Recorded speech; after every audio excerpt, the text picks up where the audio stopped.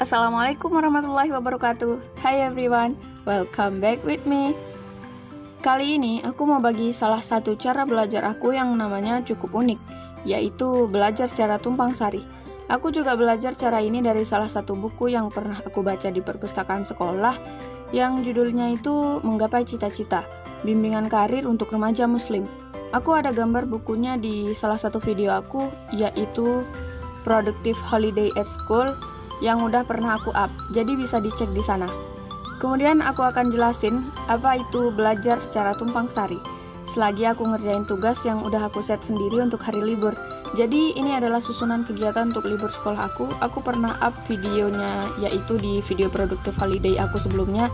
Jadi ini adalah realisasi dari jadwal belajar yang udah aku buat itu. Oke, lanjut. Apa sih belajar secara tumpang sari? Ada yang pernah dengar nggak sebelumnya?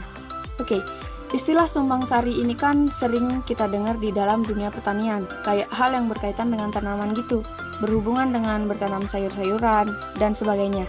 Nah, kalau tanaman kan tumpang sari itu adalah memanfaatkan lahan yang ada celahnya dari tanaman utama yang ditanam.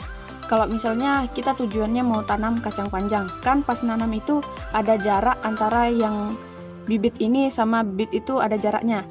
Jadi pas udah tumbuh itu kacang panjang, di antara yang satu dengan yang lain, bisa tuh ditanam tanaman lain lagi yang nggak mengganggu tanaman utama kita. Jadi kayak manfaatin betul semua lahan yang ada walaupun sedikit. Dan itu buat hasil tanaman yang diproduksi jadi banyak. Hasilnya itu bisa banyak jenis, nggak cuman kacang panjang doang kan. Nah, apa hubungannya sama cara belajar tumpang sari? Yaitu belajar sesuatu dengan memanfaatkan waktu luang di luar waktu belajar di sekolah. Jadi kan kalau ibarat tanaman, kayak pas belajar di sekolah itu jadi tanaman utamanya.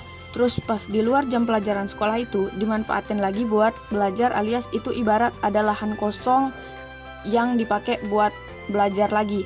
Atau manfaatin waktu luang buat belajar lagi. Jadi produknya itu nggak cuman hasil belajar di kelas, tapi juga hasil pemanfaatan waktu luang. Secara nggak langsung, ini emang kadang kita lakuin, terkhusus kalau kita ada jam wajib belajar sendiri. Karena kita udah manfaatin waktu luang kita untuk belajar. Intinya itu memanfaatkan waktu luang yang kita punya untuk menambah produksi ilmu. Ya, ilmu. Kalau sayur kan tambah sayuran. Kalau belajar nambah ilmu yang dihasilkan. Dan contohnya itu kayak gimana? Yaitu misalnya kita memperdalam materi yang udah diajarin biar lebih mengerti. Dan memperdalam materi nggak cuma dilakukan sendiri, bisa sama teman, adik, kakak, orang tua, diajarin guru, pergi kursus, dan sebagainya. Kemudian contoh lain, waktu luang bisa diisi dengan mengembangkan bakat minat yang teman-teman punya, kayak bakat menyanyi, melukis, menari, menggambar, acting, intinya jenis selain pelajaran sekolah. Jadi kan produknya nggak cuma tentang satu ilmu yang itu-itu aja, kembangin juga bakat yang dimiliki.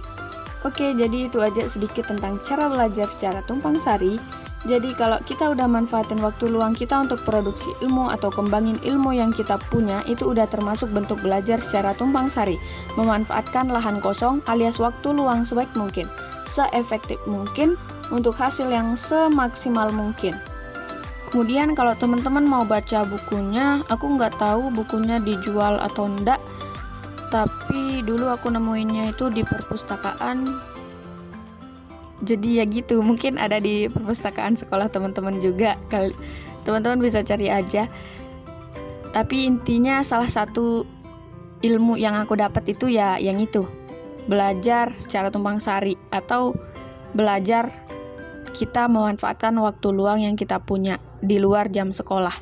Jadi sebenarnya kita itu udah sering kan ngelakuin belajar di luar jam sekolah. Jadi secara gak langsung kita emang udah nerapinnya gitu.